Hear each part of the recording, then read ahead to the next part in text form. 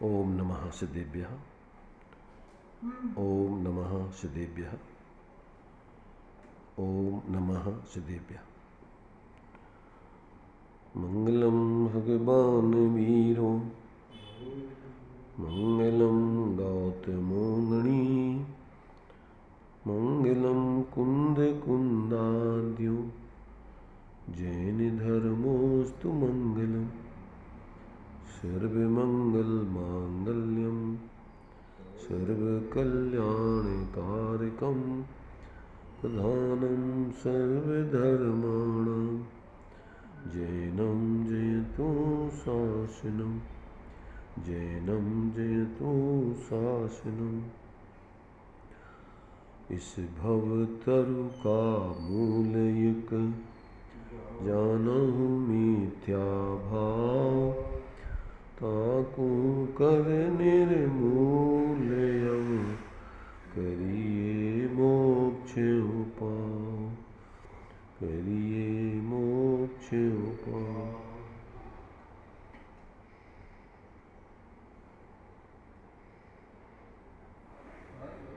चर्चा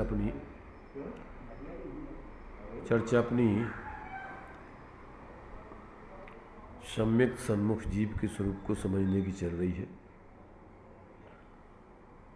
जो जीव अनादिकालीन सात तत्व आदि की जो भूल जीव की चलती आई है, उस भूल को भी समझ लिया जिसने, और इस पर्याय में आकर के धर्म के नाम पर देव गुरु धर्म आप्तागम पदार्थ आदि के संबंध में अन्यथा जान मान करके और किसी प्रकार का आभासी भी अब वो नहीं है।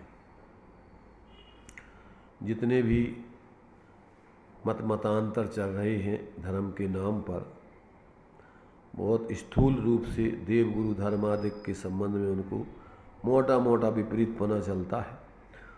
पर यहाँ तो जो जीव जैन हैं, जिनाज्ञा मानते हैं, फिर भी उनके जो मिथ्यात नया ग्रंथ आदि को पढ़कर उपदेश आदि सुनकर खड़ा कर लेते हैं, वो उस प्रकार की विपरीतता भी उन्होंने समझ करके अपने जीवन में से अगर थी तो दूर कर दी है, नहीं है तो समझ लिया है। और अब वो जो है यथार्थ जो मोक्ष का मार्ग है, स्वपर है, हे उपादेय तत्व हैं, देव गुरु आदि का श्रद्धान है, स्वरूप है, और जो निमित्त नैमित्तिक संबंध हैं, उन सब के बारे में जिसने अपने सविकल्प ज्ञान में ठीक कर लिया है, आगम से, युक्ति तर्क से, ज्ञानियों के सानिध्य से। अब तो जिसको मात्र प्रयोग करना बाकी है, और अब उस प्रयोग के लिए वो निरंतर तत्पर है। और ऐसा जीव या तो यहीं पर कुछ समय में या आगे एकाध भाव में वो सम्यक को प्राप्त करके मोक्ष मार्गी बनेगा। ऐसे सम्यक सन्मुख मिथ्या दृष्टि जीव की या सम्यक सन्मुख जीव की चर्चा यहाँ पर चल रही है। क्योंकि वो वैसा मिथ्या दृष्टि नहीं है जैसे अनादिकालीन अघृत और घृत मिथ्या दृष्टि होते हैं, और अभी सम्यक दृष्टि भी नहीं है, सम्यक सन्मुख है। इसलिए आगम से, युक्ति तर्क से, ज्ञानियों के उपदेश आदि से जो कुछ भी उसने सुना समझा है, निर्णय किया है, वो बराबर सविकल्प ज्ञान में उसकी सही है अभी। परंतु वो उस पर मोहर तो सही की जब लगेगी कि जब वो सब सारे संयोग संयोगी भाव भेदभावों से पार हो करके अपने उस एकत्व विभक्त आत्मा का निर्विकल्प अनुभव करके और सम्यक्त को प्राप्त कर लेगा। तब जो है उसका वास्तव में तो समीचीनपना, सम्यकपना, निश्चयपूर्वक सच्चा व्यवहार उसके जीवन में घटित हो जाएगा। ऐसे जीव की अपनी यहाँ चर्चा चल रही है। अब वो अनेक प्रकार से प्रश्नोत्तर आदि करके अपने अंदर ऊहापोह करके और बराबर जो है मोक्ष मार्ग में जो कुछ भी विसंगतियाँ खड़ी होती हैं साधक के जीवन में, उन सबको दूर करते हुए आगे बढ़ रहा है। तो अभी यहाँ अपनी चर्चा यहाँ तक हो गई थी। इसके संबंध में अपन ने 2-3 प्रवचन कर लिए हैं। अब आगे जो है इसमें दिया है मोक्ष मार्ग प्रकाशक जी का जो 259 नंबर का पेज है कि वहाँ जीवादिक द्रव्यों, माने उसका जो प्रश्न था कि अगर हम परीक्षा करें और परीक्षा करने में परीक्षा अन्यथा आदि हो जाए, तो कहते हैं नहीं, अगर आप सही परीक्षा करोगे और जो भगवान जनेन्द्र का उपदेश है उससे मिलाते चलोगे तो सही परीक्षा होगी। और चूँकि तत्व बहुत हैं तो कहते हैं उन सब की परीक्षा करना जरूरी नहीं है, उसमें से अपने लिए जो प्रयोजनभूत तत्व हैं उनकी परीक्षा आवश्यक है। बाकी अगर और गेयभूत तत्व आपको समझ में नहीं आए, अन्यथा भी आ जाए, तो उससे कोई तुम्हारे कल्याण का कोई संबंध डायरेक्ट नहीं है। इसलिए यहाँ कहते हैं कि यहाँ कितनी बातों की तुम्हें परीक्षा करना है कि जैन शास्त्रों में जहाँ तत्वादिक का निरूपण किया, वहाँ तो हेतु युक्ति आदि द्वारा जिस प्रकार उसे अनुमान आदि से प्रतीति आए उसी प्रकार कथन किया है, तथा त्रिलोक गुणस्थान मार्गणा पुराणादिक के कथन आज्ञानुसार किए हैं।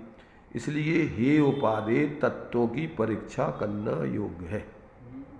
वहाँ कौन कौन से हैं तुम्हारे लिए प्रयोजनभूत तत्व?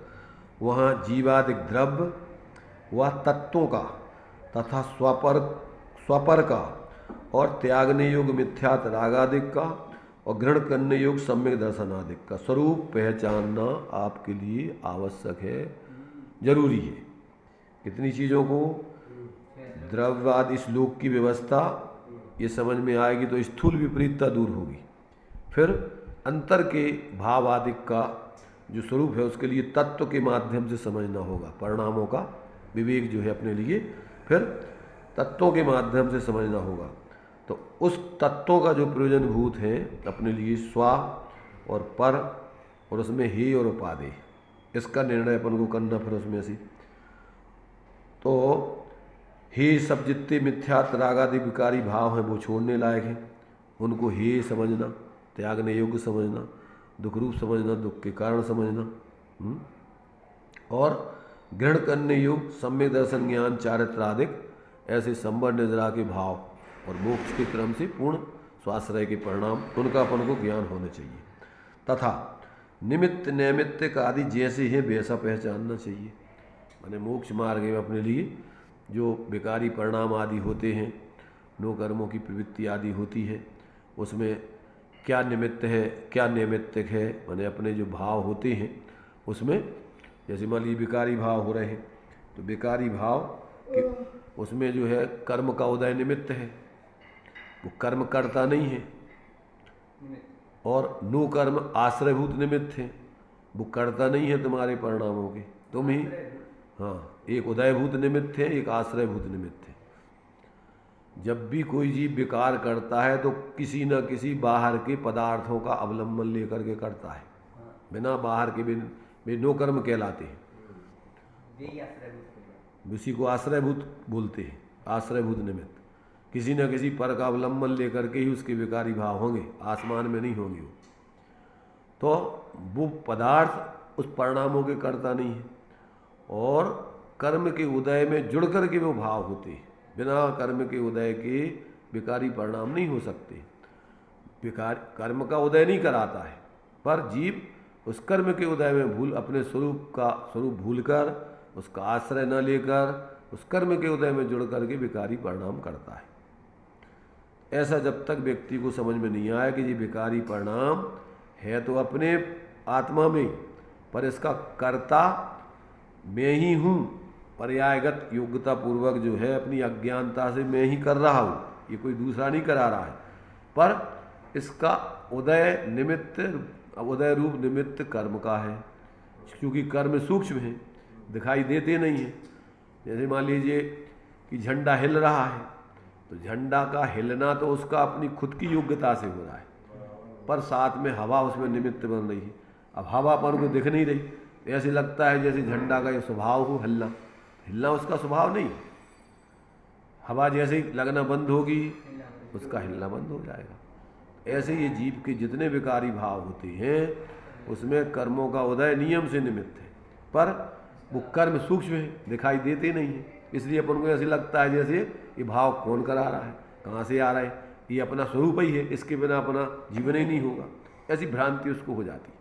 इसलिए इन सब बातों का जैसा जो स्वरूप है, क्या निमित्त है, क्या नैमित्तिक है, उसमें कौन उस विकारी भावों का करने में माने उसकी उपादान गति योग्यता क्या है, ये सब बराबर उसके ज्ञान में, द्रव्य स्वभाव क्या है, पर्याय का विभाव स्वभाव क्या है, स्वभाव क्या है, वो कितने प्रकार, ये सब उसको ज्ञान में आने चाहिए, तभी जा कर के वो कहीं भ्रमित नहीं होगा, अटकेगा नहीं, भटकेगा नहीं। ऐसा जो है यहाँ पर कहते निमित्त नैमित्तिक आदि जैसे है वैसा पहचानना इत्यादि मोक्ष मार्ग में जिनके जानने से मोक्ष मार्ग में प्रवृत्ति होती है उन्हें अवश्य जानना, सो इनकी तो परीक्षा करना, माने इनका तो निर्णय कर लेना पक्का, इसमें तो भ्रमित नहीं रहना।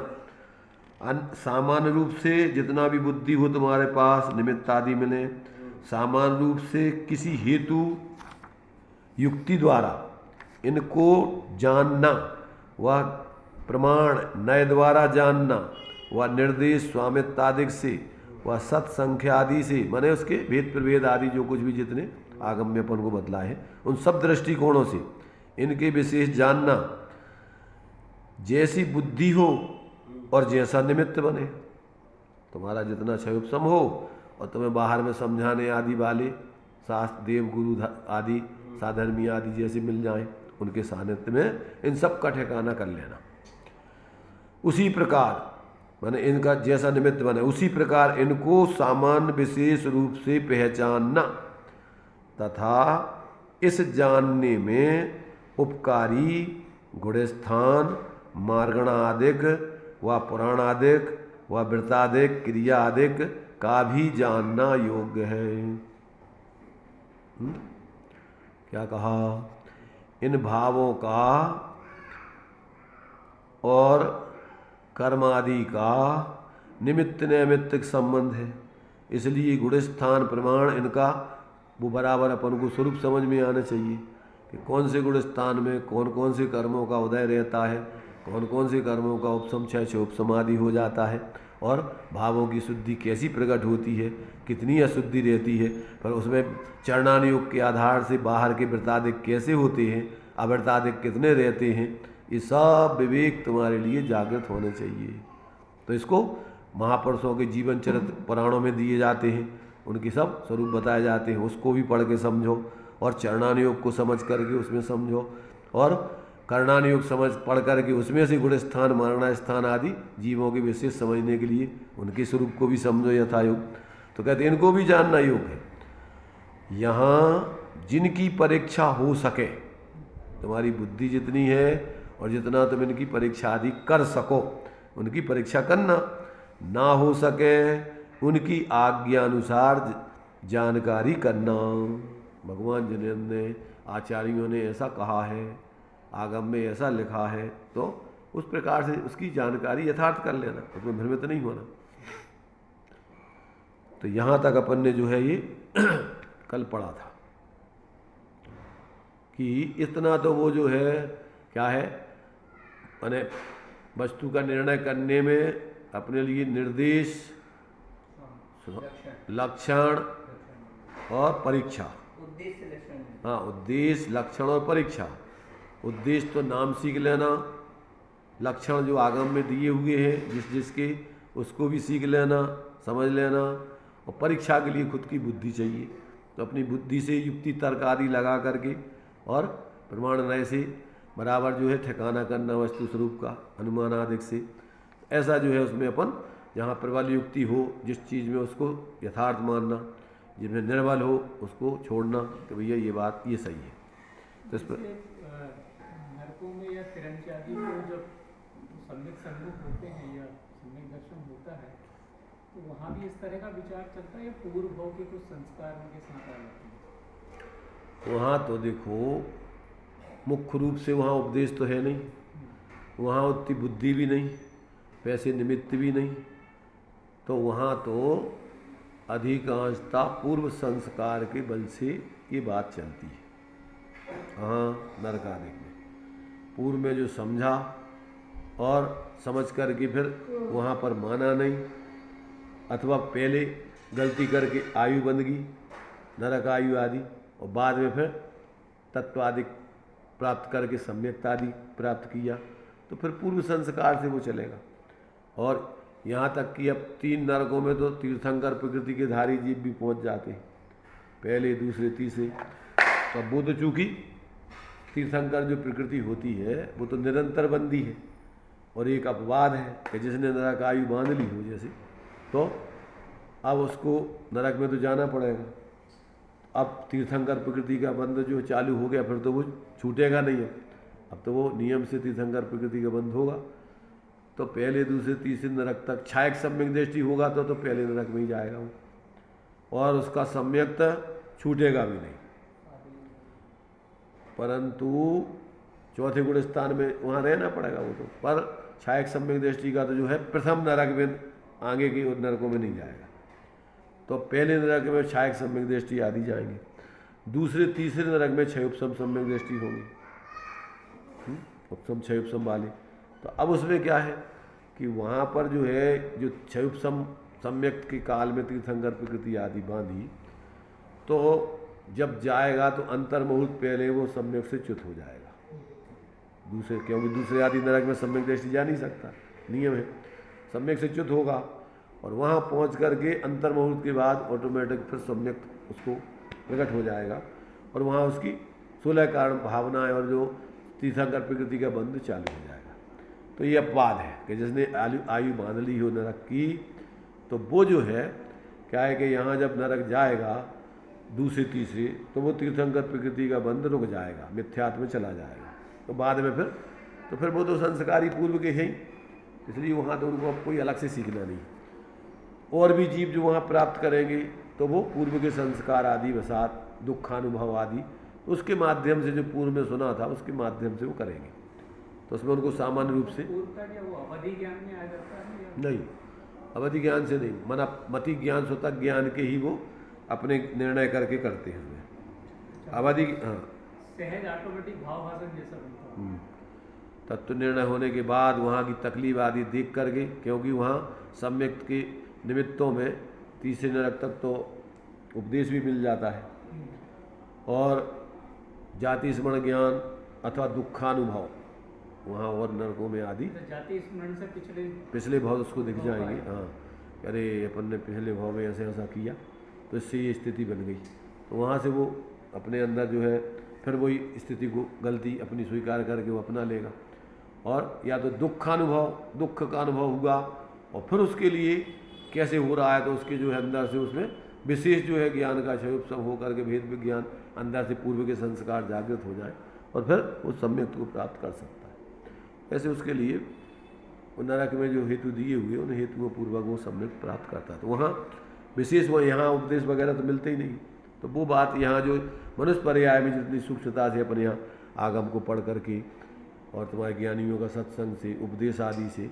ये सब निमित्त यहाँ विशेष है, तो मनुष्य पर्याय जैसा वहाँ पर नहीं होगा। मतलब त्रियंश हो या नारकी हो, जिसे भी सम्यक दर्शन होता है उसकी पूर्व भाव में ऐसी तैयारी हो जाती है सारी पूर्व भाव में, अथवा यहाँ त्रियंश तो यहाँ पर भी समूषण में जाके प्राप्त कर सकता है। हाँ। क्योंकि नारकी तो आ नहीं सकता समूषण में, त्रियंश तो यहाँ पर भी कर सकते हैं, मतलब पूर्व के संस्कारी नहीं है और यहाँ उनको सानिध्य मिल जाए, हाँ यहाँ उनको मिल जाए तो फिर यहाँ वो कर सकते हैं, अपनी भाषा में उपदेश समझ करके और अपना कल्याण कर सकते हो। तो इस प्रकार से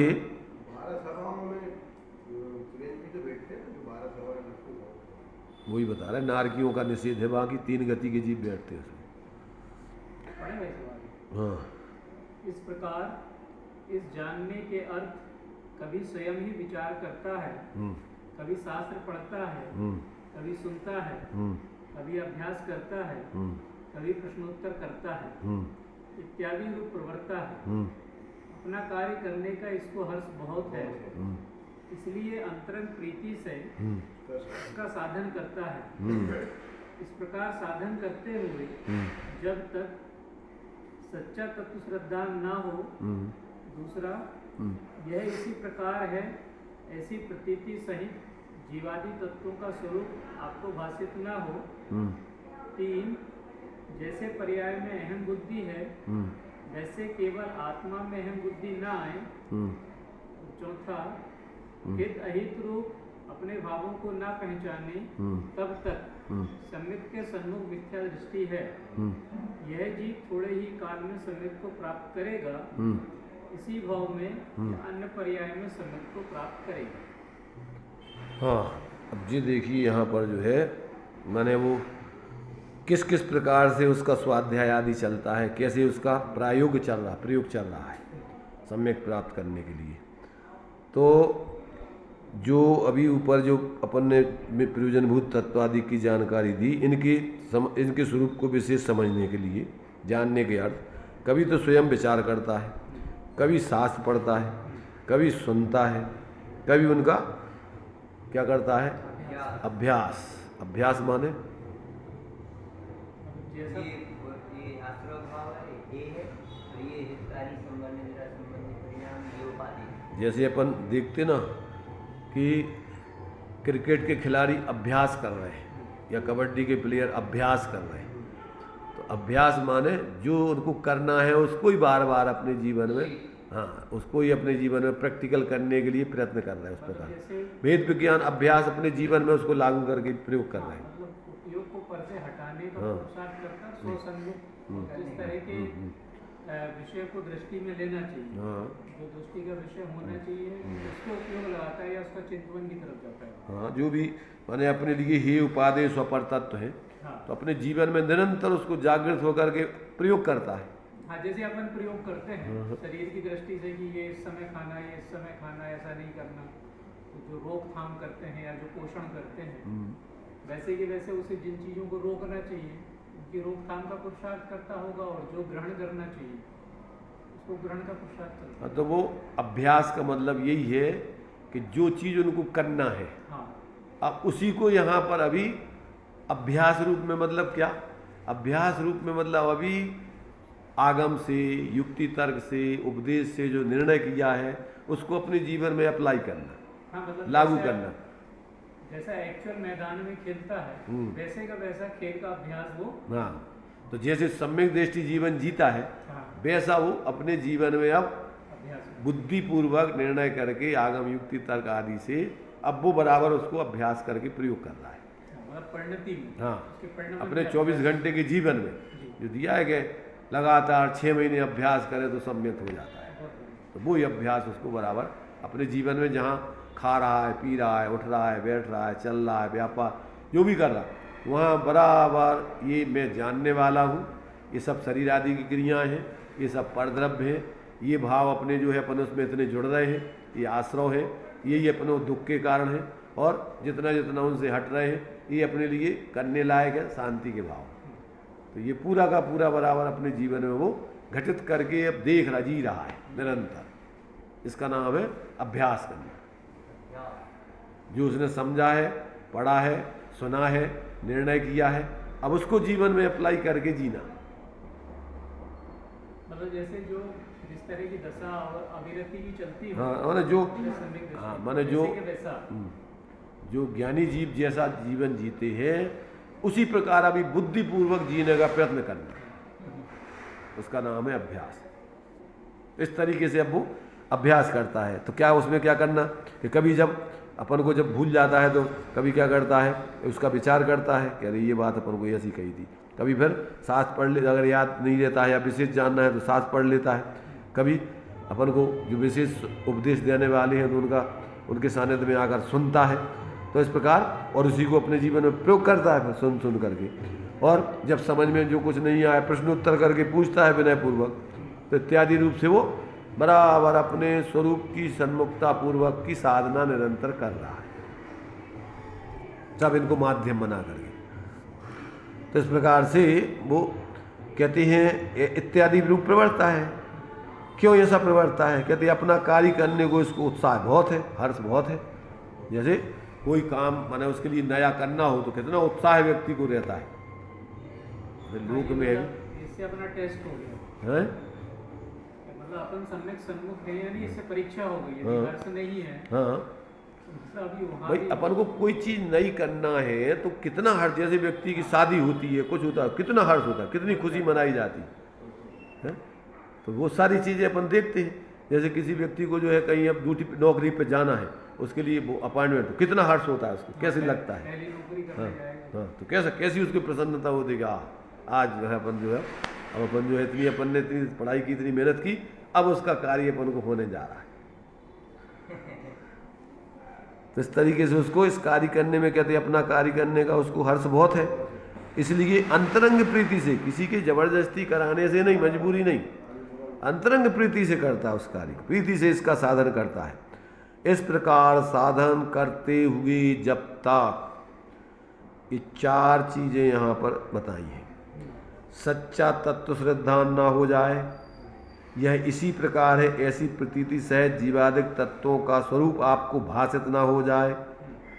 जैसे पर्याय में अहम बुद्धि है, वैसे केवल आत्मा में अहम बुद्धि न आ जाए और हित अहित रूप अपने भावों को न पहचानने लग जाए। तब तक सम्यक्त के सन्मुख मिथ्या दृष्टि जानना। देखो, ये 4 दृष्टिकोण दिए हैं, पर एक ही बात को सिद्ध किए हैं, अनेक अनेक अलग अलग दृष्टिकोणों से दिए।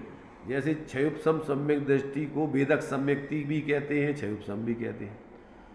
तो सब कर्मों की अपेक्षा उसको देशघाती, सर्वघाती आदि प्रकृतियों की अपेक्षा उसको क्षयुपसम सम्यक्त बोलते हैं। क्षयुपसम की परिभाषा सर्वघाती प्रकृतियों का उदयभावी क्षय, उन्हीं का सदवस्थारूप उपसम, देशघाती प्रकृतियों का उदय, उसका नाम है क्षयुपसम। अब ये तो हो गया इन सब का सर्वघाती और देशघाती की अपेक्षा, और उसी को अपन बोल देते वेदक सम्यक। तो सिर्फ देशघाती प्रकृति के उदय की अपेक्षा उसी को, माने सम्यक प्रकृति का वेदन हो रहा है सिर्फ अकेला, बाकी और मिथ्यात सम्यक मिथ्यात आदि का वेदन नहीं हो रहा है, तो उस अपेक्षा से उसी को वेदक सम्यक बोल देते। तो ऐसे ही यहाँ जो 4 बतलाए हैं, तो पहले तो दे दिया है सामान्य रूप से तत्व श्रद्धान जब तक ना हो जाए, तो ये तो सामान्य कथन हो गया। अब विशेष कथन है। विशेष में क्या है? यह इसी प्रकार है, ऐसी प्रतीति सहित जीवादिक तत्वों का स्वरूप आपको भाषित ना हो जाए। तो अब इसी को विशेष दे दिया वो कि भाई ये तत्वों का श्रद्धान जब तक ना हो जाए, मतलब तत्वों का श्रद्धान कैसे नहीं हो जाए कि जो जीव हैं, अजीव हैं, आश्रव हैं, बंध हैं, जीव का जीव रूप अपने को भाषित नहीं हो जाए, अजीव को अपने से भिन्न गेय रूप भाषित ना हो जाए, हे तत्वों को दुख रूप भाषित ना होने लग जाए, और उपादेय अपने सम्यक दर्शन आदि को सुख रूप भाषित ना होने लग जाए, तब तक वो सम्यक सन्मुख है। अब जब सम्यक दृष्टि बन जाएगा तो इनका भाव भाषण हो जाएगा चालू, अलग अलग, स्व का, पर का, हित और उपादेय का, दुख रूप। प्रधान सम्यक होने पे उसे 9 तत्वों को जैसे ग्रहण किया आपकी बुद्धि वो अपने आप स्पष्ट हो, स्व का स्वरूप, पर का पर रूप, ही का दुख रूप, उपादेय का सुख रूप, ये सब उसको भाव भाषण चलेगा। जब सम्यक दृष्टि बन गया तो इनका अलग अलग ऐसा खुलासा किया, पहले तो सामान्य लिख दिया तत्व श्रद्धान हो जाएगा, तो अब कैसा हो जाएगा उसी का विशेष खुलासा है कि जीव को अपने रूप अनुभव करेगा, अजीव को अपने से भिन्न अनुभव करेगा, और आश्रव को दुख रूप अनुभव करेगा, संबर को सुख रूप अनुभव करेगा। ऐसा जो है अंदर में स्वाश्रय से उसको ऐसा बराबर निरंतर अपने ज्ञान में ऐसा भेद चलता रहेगा। ये हो गया उसका विशेष रूप से खुलासा, उसी को ही पहला सामान्य जो कथन किया है, दूसरा उसी का विशेष खुलासा कर दिया। अब और विशेष उसी का, अब उसमें क्या होता है, जैसा पर्याय में अहम बुद्धि है, अभी मनुष्य पर्याय में मैं मनुष्य हूँ, वैसी जब तक केवल आत्मा में अहम बुद्धि ना आ जाए, तब सम्यक दृष्टि हो जाएगा, तो बस चिन्ह मूर्त धारी की मोहरी अपने को चैतन्य स्वरूप ही अनुभव करेगा, अहम बुद्धि और मैं कुछ नहीं हूँ, ऐसा उसको अपने अस्थि की अपेक्षा कथन कर दिया। वो तो 4 की अपेक्षा किया था, स्व का स्वरूप, पर का पर रूप, हे का हे रूप, उपादेय का उपादेय। अब वो कैसा करेगा, अपने को जैसे अभी पर्याय में एकत्व बुद्धि से अपने को मनुष्य मान रहा है, स्त्री मान रहा है, अमीर मान रहा है, गरीब मान रहा है, सुखी मान रहा है, दुखी मान रहा है, ये पर्याय बुद्धि। वैसे ही बस अपने को अपने रूप चेतन स्वरूप, मैं चिन्ह चैतन्य स्वरूप ही हूँ, ऐसा जब तक अपने स्वरूप में अहम बुद्धि नहीं आ जाए, तो ये अस्थि की अपेक्षा कथन हो गया। और चौथा है हित अहित रूप रूप अपने भावों को बस जो ये दुख रूप भाव है, ये सुख रूप भाव है, अब उन्हीं का चारों का विश्लेषण किया से फिर आगे एक एक में। तो ऐसा उसको भाव भाषित, जब तक ऐसा भाव भाषित ना हो जाए तब तक समझ लेना कि अभी सम्यक सन्मुख है, अभी इसको सम्यक नहीं हुआ, क्योंकि सम्यक हो जाने पर ये 4 लक्षण प्रकट हो जाएंगे इसके। चारों लक्षण का कहने का सिर्फ अकेला अलग अलग दृष्टिकोण है, पर एक ही बात को कह रहे हैं उसमें। हाँ, पर जब तक सम्यक ना हो तब तक यही करना है। बस यही करनी होगी। हाँ बस, तो इस प्रकार से उसको ये 4 चीजें उसके जीवन में बराबर जब सम्यक हो जाएगा तो घटित हो जाएंगी। मूल में पढ़ाई यही बची, इन 4 लाइनों की। तब तक सम्यक्त के सन्मुख जानना, यह जीव थोड़े ही काल में सम्यक्त को प्राप्त होगा, इसी भाव में या अन्य पर्याय में, एकाध पर्याय में सम्यक्त को प्राप्त करेगा। ये मतलब जब तक ये चारों चीजें घटित ना हो तब तक वो शास्त्र पढ़ते रहेगा, शास्त्र सुनेगा, शास्त्र का अभ्यास करेगा, प्रश्नोत्तर करेगा, और इस काम में उसको हर्ष भी बहुत होगा और अंतरंग प्रीति पूर्वक करते रहेगा। बस ये बराबर उसका ये चलता रहेगा, चलता रहेगा, चलता रहेगा। जब तक शादी नहीं हो जाएगी तब तक पूरे उत्साह के साथ उस कार्यक्रम में लगा रहेगा। रात में नींद नहीं आएगी, सब कुछ उड़ जाएगा। जहाँ शादी का उदाहरण मोक्ष मार्ग में स्वामी पूरा घटित होता है। जैसे शादी हो गई, अब बिल्कुल, अब वो जो है, अब उस संबंधी, शादी संबंधी तो विकल्पों से फ्री, अब उस शादी को बनाए रखने संबंधी अब उसकी व्यवस्था तैयारी रखेगा, वो सावधानी रखेगा। अगर उसमें थोड़ी सी गड़बड़ी की तो शादी का विच्छेद भी हो सकता है, पति पत्नी नाराज भी हो सकते हैं। तो इसमें फिर आपको क्या है कि फिर आपको बिल्कुल सावधानी रख करके जीना है। कब तक? पूर्णता होगी। कि जब तक आप बिल्कुल क्या है, जब तक आप अंतिम बुढ़ापा या बुढ़ापा करके समाधि या दीक्षा नहीं ले लो, ऐसा समझ लो। जब तक दीक्षा नहीं ले लो, क्योंकि अब इससे आगे दीक्षा लेके आत्मकल्याण करोगे, धर्म साधना गृहस्थ में रह करके पंचम गुण स्थान तक की कर सकते हो, और जैसे ही और वैराग्य बढ़ जाएगा तो फिर आपको फिर पति पत्नी की आपस में संभाल नहीं करना, फिर तो अपने स्वरूप की संभाल करना है। तब तक आपको इसमें बराबर विवेक रख करके जीना है। तो जैसे ही आपको जो है मुक्ति बधु के कंठ नहीं बन जाओगे, तब तक तुम्हारे लिए मोक्ष मार्ग में सावधानी रखना है। तो इस प्रकार से ये अपन को कहते हैं, इस प्रकार की जो उसकी जीवन में जो प्रवृत्तियां चल रही हैं, ये ऐसे जीव को सम्यक सन्मुख जानना चाहिए। कितनी प्रोसेस आपके जीवन में हुई कितनी? कोई भी सम्यक दृष्टि जितने भी हैं उनके लिए एक हुई त्रय काल में परमारथ को पंथ, किसी के लिए अलग अलग व्यवस्था नहीं है। सब जीवों को एक ही रास्ता है, दूसरा मार्ग किसी को न था, न है, न हो सकता है।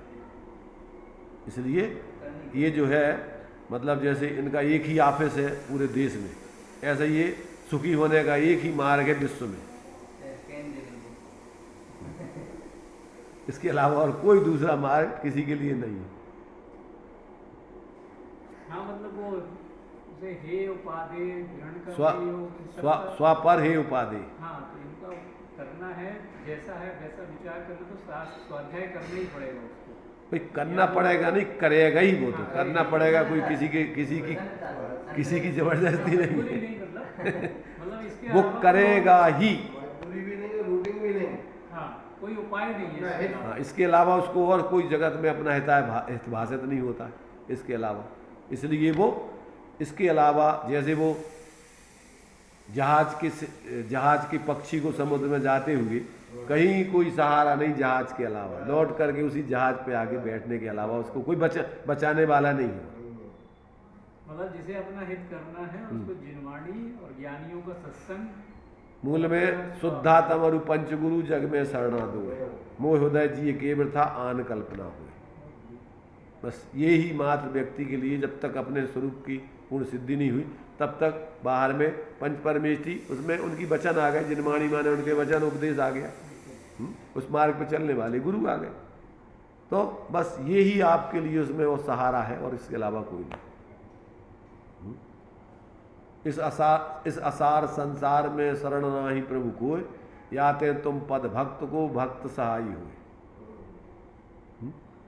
उस मार्ग पर चलने वाले ही तुम्हारी सहायता कर पाएंगे और कोई दूसरा तुम्हें, तैरने वाला ही तुम्हें बचा पाएगा। इसके अलावा कोई तुम्हारे लिए और बचा नहीं सकता डूबने से। आगे पढ़ेंगे। हाँ, इस भाव में अभ्यास करके परलोक में त्रियंचादी गति में भी जाए तो वहाँ संस्कार के बल से देवसास गुरु के निमित्त बिना भी सम्यक्त हो जाए। ये आपके प्रश्न का समाधान है। क्योंकि ऐसे अभ्यास के बल से मिथ्यात्व कर्म का अनुभागहीन होता है, जहाँ उसका उदय ना हो वहीं सम्यक्त हो जाता है। ये प्रक्रिया है उसकी। तो अब इस भाव में वो अभ्यास इस प्रकार करता रहेगा, भेद विज्ञान का, स्वापर का, ही उपाधि तत्वों का, तो धीरे धीरे वो क्या है कि कदाचित अगर ऐसे में बीच में आयु भी पूर्ण हो जाए तो आगे जो भी जिस गति में जाएगा, जो आयु बन जाएगी, वहाँ जा कर के पूर्व संस्कार के बल से वो बिना देव शास्त्र के निमित्त के और वो अपने कर लेगा, हैं, सम्यक्त हो जाएगा। और क्या होगा कि क्योंकि अब क्यों ऐसा क्यों हो जाएगा, तो कहते ऐसा अभ्यास के बल से जो मिथ्यात्व कर्म का अनादिकाल से उदय चल रहा है, उसका अनुभाग फल देने की सामर्थ्य क्षीण होती जाती है। स्वरूप अभ्यास करने से मिथ्यात्व का अनुभाग फल देने की सामर्थ्य क्षीण होती जाती है। तो जिस समय वो घटते घटते घटते घटते अंतिम स्थिति में पहुंचेगी तो उसका अभाव होकर, अनुदय होकर उसी समय उसको सम्यक्त हो जाएगा। हाँ, क्योंकि ये अभ्यास करेगा हाँ। तो अपने आप उसका जो परमापना चल रहा है, मेरापना चल रहा है, कर्तव्य भोक्ता भी अपने आप कमजोर होते चले जाते हैं। और इतने कमजोर हो जाएंगे तो वो एक तरह से हीन ही हो जाएगा। तो ऐसा जो है यहाँ अपने लिए ये पूरा का पूरा जो है क्रम अपन को समझा करके, और ये इन्होंने पूरा का पूरा प्रोसेस समझा दिया है सब जीवों के लिए।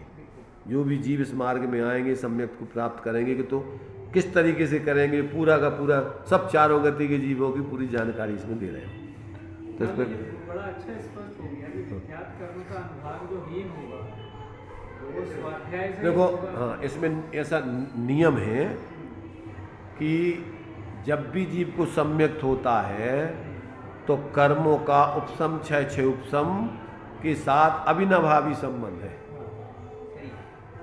जब तक कर्म के उपसम क्षय आदि नहीं होंगे तब तक उसके लिए सम्यक्त नहीं हो सकता है। वो जो आता है कि प्रायोग लब्धि में आते आते उसके कर्मों की स्थिति अंता पोड़ा पड़ी सागर जो रहेगा, वो सब वही है। कोई हीन होना। हाँ, वो तो चूंकि निमित्त नैमित्तिक संबंध है। हाँ। कर्म जो है भावों से बनते हैं और भावों से निर्जित होते हैं। तो अब जब तुम भाव अपने आत्म कल्याण के कर रहे हो अंतर्मुक्ता से, तो वो सब नए बंधने वाले कर्म उस जाति के बंध नहीं रहे, बहुत अल्पहीन अनुभाग आदि से बन रहे हैं। और जो पुराने कर्म हैं उनकी भी तुम्हारे माने परिणामों की विशुद्धता के कारण से उनमें भी परिवर्तन होता जा रहा है, उनके अनुभाग आदि भी गलते जा रहे हैं। तो इस प्रकार से वो प्रोसेस ऑटोमेटिक, मैंने टूडामल जी साहब ने लिखा कि भैया अपन कर्मों के कर्ता धारता निमित्त वास्तव में तो नहीं है, निमित्त नैमित्तिक संबंध से भले ही वो कर्ता कर्म संबंध बनता है, पर अपन उनके कर्ता धारता नहीं है। अपन तो अपने परिणामों के कर्ता धारता है, और परिणामों के निमित्त से वो बनते हैं और परिणामों के निमित्त से वो निर्जित होते हैं, नष्ट होते हैं। इसलिए आप तो अपने परिणामों को संभालो, ये पुरुषार्थ है। और ये करोगे तो कर्म चूंकि सूक्ष्म दिखते नहीं है, उनका ऑटोमेटिक इस मार्ग में चलने वालों का जो उपसम क्षय उपसम आदि होने लायक है वो सब होता जाता है। उसको अपन को कुछ करने के लिए अलग से प्रयत्न नहीं करना है। इसलिए परिणामों की संभाल बहुत जरूरी है। बस जो अपन ने पुरुषार्थ किया और पुरुषार्थ करके हीनता तक तो पहुंच गया और फिर वापस परिणाम फिर बिगाड़ लिए सारे के सारे, तो फिर वो कसा है, फिर कर्म बंधेगी, तीव्र बंद हो गया।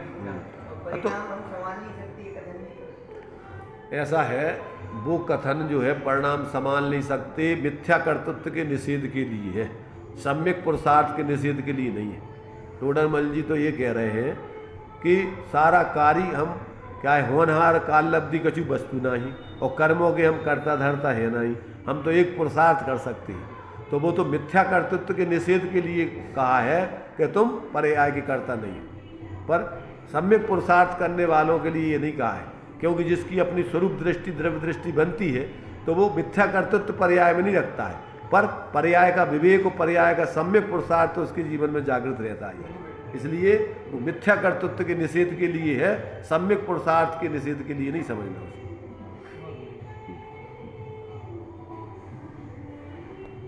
मूल कारण यही है, देवादिक का तो बाह्य निमित्त है, सो मुख्यता से तो इनके निमित्त से ही सम्यक होता है। कार्यक्रम से पूर्व अभ्यास संस्कार से वर्तमान में इनका निमित्त ना हो तो भी सम्यक हो सकता है। सिद्धांत में तन्नी सर्गादि गमाद्वा, तन्नी सर्गादि गमाद्वा, हाँ, तत्वार सूत्र 1:3 ऐसा सूत्र है। एक सूत्र अध्याय 1 और सूत्र 3 ऐसा सूत्र है। इसका अर्थ यह है कि वह सम्यक दर्शन निसर्ग अथवा अधिगम से होता है। वहाँ देवादि बाह्य निमित्त के बिना हो उसे निसर्ग से हुआ कहते हैं, और देवादि के निमित्त से हो उसे अधिगम से हुआ कहते हैं। इसमें जो है देखो डिस्टर्ब हो रहा हो तो फिर अपन बाद में देखें। नहीं तेज से मतलब नहीं, अभी देख लेते हैं इनकी अगर नहीं होगी वो नहीं तो चलेगा, चलेगा चलेगा।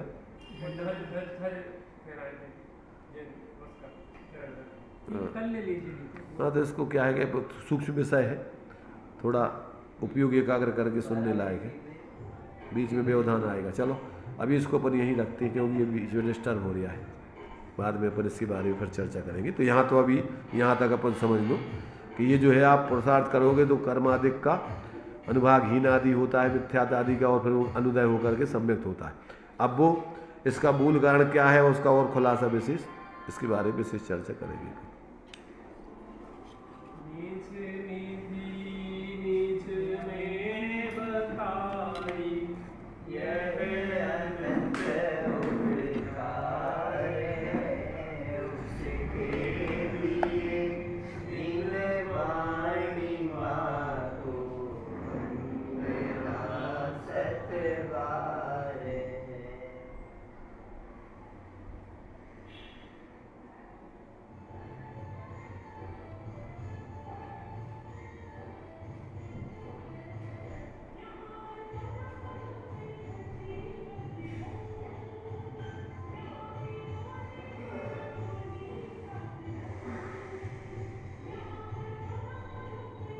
द्वादशांग निर्माणी माता की, पंच परमेष्टि भगवंतों की।